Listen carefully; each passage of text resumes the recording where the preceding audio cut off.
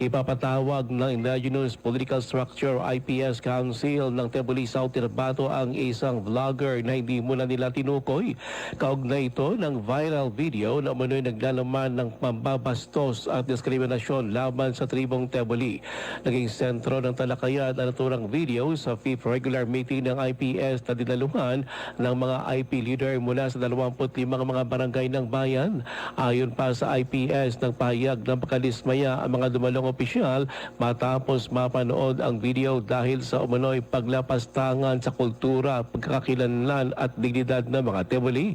Sinabi naman ni Municipal IPS Head Boy Celine Awed na bibigyan ng pagkakataon ang vlogger na magpaliwanag. Ito ay bago magpasya ang konseho sa mga nararapat na hakbang alinsunod sa umiiral na batas at sa tradisyon ng IPS.